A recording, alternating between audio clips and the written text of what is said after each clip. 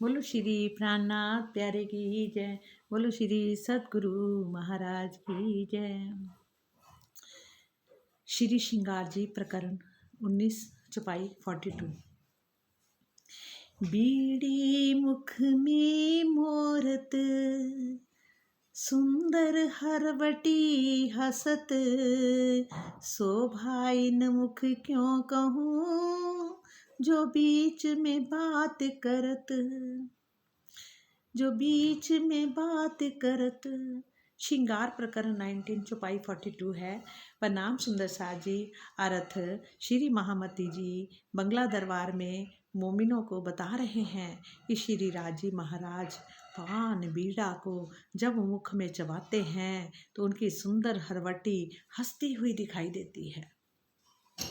जब पान बीड़ा मुंह में पान बीड़ा को जब मुख में चबाते हैं तो उनकी जो सुंदर हरवटी है ये मुस्कुराती हुई दिखाई देती है। इसी बीच में श्री राज जी बात करते हैं तो उस समय भी मुखरविंद की शोभा का वर्णन करने से बाहर है। कहते हैं कि जब प्रीतम राज जी अपने मुख में पानों का बीड़ा चबाते हैं तो उनकी अति सुंदर ठुड्डी हंसती हुई प्रतीत होती है। और पान चबाते समय जब वे बातें करते हैं तो उस समय उनके मुख की अद्वितीय सुंदरता को मैं इस मुख से नहीं कह सकती। कौन कह रहे हैं? श्री महामती जी बंगला दरबार में बता रहे हैं। सामाजिक मुखरविंद चेहरे को ही हंसते हुए दर्शाया जाता है और किंतु जब किसी अन्य उपांग ठुड्डी आँख आदि को हंसते हुए अलंकारिक भाषा में कहा जाता है तो इसका आशय वास्तविक सौंदर्य एवं प्रसन्नता के आवेश को व्यक्त करना होता है। कहीं कहीं अलंकारी रूप में जब जड़ पदार्थों को भी हंसते हुए प्रस्तुत किया जाता है, जैसे वह भवन हंस रहा था या सारा गांव हंस रहा था। वरम धाम में वाहिदत होने से सभी अंगों को हंसने की शोभा प्राप्त होती है। पानों की लालिमा के साथ साथ श्री राज जी के दोनों होंठ भी लाल ही हैं। उनकी अलौकिक शोभा का वर्णन कैसे करूं?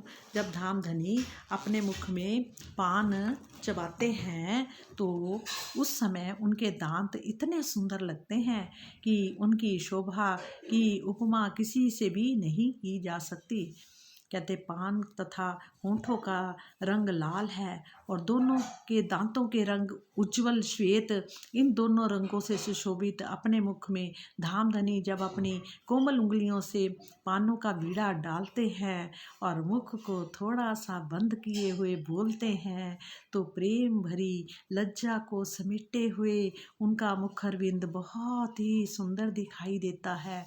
कोमलता, लज्जा और माधुर्यता सौंदर्य के आधार स्तंभ हैं। इन्हीं भावों के आधार पर श्री राज जी के स्वरूप का चित्रण किया गया है। पान चबाते समय का ये वर्णन लौकिक भावों को परम धाम में मोड़ने के लिए ही है, अन्यथा सौंदर्य के सागर अक्षरातीत की शोभा पान पर ही आश्रित नहीं है। कहते श्री राज जी महाराज ने अपने जिस हाथ से पान बीड़ा को लिया उनकी पतली पतली उंगलियां शोभा देती हैं। उंगलियों के बीच जो मुंदरी उन्होंने पहन रखी है उनके नगों की जोत जगमगाती है।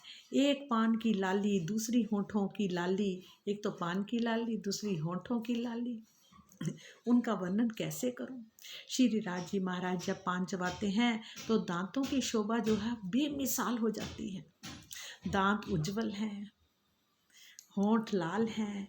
इन दोनों के बीच अपनी पतली उंगलियों से मुख में बीड़ी लेकर अरोगते हैं और थोड़ा मुख बंद करके जब बोलते हैं तो मुख की सुंदरता और भी बढ़ जाती है। कह रहे धामधनी की इस समय के लौकिक शोभा को देखकर ब्रह्म सृष्टियों को अनंत सुख प्राप्त होता है। उन्हें ऐसा प्रतीत होता है कि उनकी आत्मा के हृदय में प्रीतम का ये अद्वितीय स्वरूप अंकित हो गया है, यानी अखंड हो चुका है।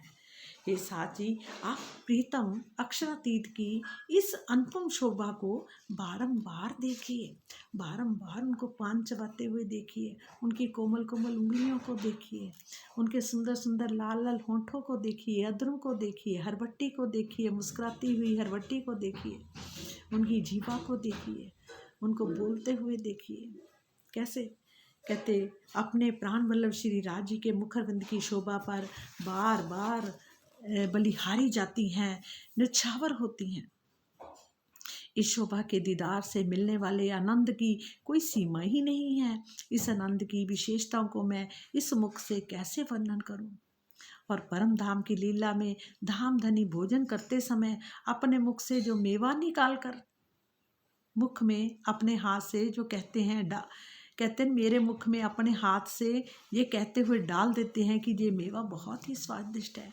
मतलब परम धाम की प्रेममय लीला में देखो, धाम धनी भोजन करते समय भी अपने मुख में जो मेवा निकाल कर, अपने मुख से मेवा निकाल कर मेरे मुख में अपने हाथ से ये कहते हुए डाल देते हैं कि ये मेवा बहुत ही स्वादिष्ट है। इस छुपाई में प्रेम की एक हल्की सी झलक दिखाई गई है, जो हमें ये चिंतन करने के लिए प्रेरित कर रही है कि हम अक्षरातीत का क्या माने, पूज्यतम इष्ट या अपना सर्वस्व ही प्राणधार मान लें। कहते मेहरों के सागर अक्षरातीत हमारे ऊपर मेहर करके प्रेम और आनंद की जो लीलाएं परम धाम में करते हैं, उसे जहाँ के शब्दों में इस प्रकार व्यक्त नहीं किया जा सकता। यहाँ के शब्दों में मैंने इस प्रकार व्यक्त किया है। इस माया के संसार में आकर हमने उनके प्रेम को पूर्णतः भुला ही दिया है, अन्यथा उनके बिना इस संसार में एक क्षण के लिए भी हमारे प्राण रहते ही नहीं, अर्थात उनके बिना हम इस संसार में क्षण भर भी नहीं रह पाते। इस छुपाई में जिस स्पष्ट रूप से निर्देश है कि यदि हम जुगल स्वरूप 25 पक्ष तथा प्रीतम की लीलाओं को अपने धाम हृदय में आत्मसात कर लेते हैं, तभी हमें संसार में रहने का नैतिक अधिकार है, अन्यथा हम अपने प्रेम के किसी भी ना किसी रूप के कलंकित ही कर रहे हैं। कहते धाम धनी की लीलाओं का मात्र एक ही उद्देश्य होता है कि अपनी प्राण रूपा अंगनाओं को आनंदित करना, और श्री राज जी के हृदय में ब्रह्म सृष्टियों के अतिरिक्त अन्य कोई भी वस्तु बसती ही नहीं है। अपनी ब्रह्म सृष्टियों के सिवा उनके अंदर कोई और वस्तु बसती ही नहीं है। और इस छुपाई को पढ़कर हमें अपनी अंतरात्मा से पूछना चाहिए कि वे अपने दिल में किसको बसाए हुए हैं, कि हमने किसको बसा रखा है। ये हमें अपने आप से पूछना चाहिए।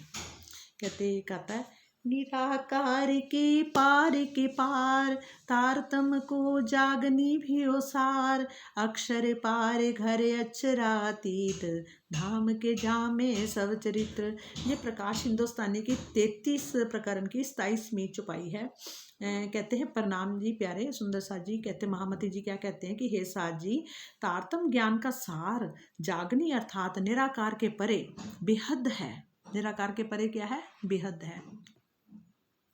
और उसके परे क्या है? अक्षर, तथा अक्षर के भी परे क्या है? पूर्ण ब्रह्म सच्चिदानंद अक्षरातीत का जो परम धाम है, वही हमारा असली मूल घर है। और उसकी शोभा एवं लीला में डूब जाना ही जागनी है। उनकी शोभा में डूबना ही असली जागनी है। और अपने धाम हृदय में उसे बसा लेना। हे सुंदर साथ जी, हमारी जागनी केवल बानी में डूब जाने से ही होगी। हमारी जागनी कैसे होगी? बानी में डूब जाने से ही होगी। और धनी की लीलाओं, धनी की साहिबी को दिल में बसाने से ही होगी। दिल में बसाने का मतलब ये है कि उठते बैठते चलते सुपन सोबत जागृत खाते पीते खेलते सुख लीजिए सब इत। जागना और जाग जाने में भी फर्क है। जागना और जाग जाने में भी बहुत फर्क है। धनी ने हमारे हाथ केवल जागने का अवसर दिया है। धनी ने हमारे हाथ में क्या दिया? सिर्फ जागने का अवसर दिया है। जाग जाना तो धनी के हाथ में है। जाग जाना तो धनी के हाथ में है। आप देख लो, धनी के हाथ में है। और वह बात सभी सुंदर साथ को एक साथ होना है, वो सबका एक साथ ही होना है। हमें जागने का प्रयास करना है। और प्रणाम जी मेरे सुंदर साथ जी, आपको कोटि कोटि प्रणाम, कोटि कोटि प्रणाम। सबको एक साथ ही जागना है। ये बात बहुत मैंने रखती है ना। कहते हैं ना, धनी ने हमारे हाथ केवल जागने का अवसर दिया है। धनी ने हमारे हाथ क्या दिया है? केवल जागने का अवसर दिया है। जाग जाना तो धनी के हाथ में है। और वह बात सभी सुंदर साथ को एक साथ ही होना है। हमें जागने का प्रयास करना तो चाहिए। प्रणाम जी, प्रणाम सुंदर साथ जी, प्रणाम। बोलो श्री प्राणनाथ प्यारे की जय। धाम के धनी की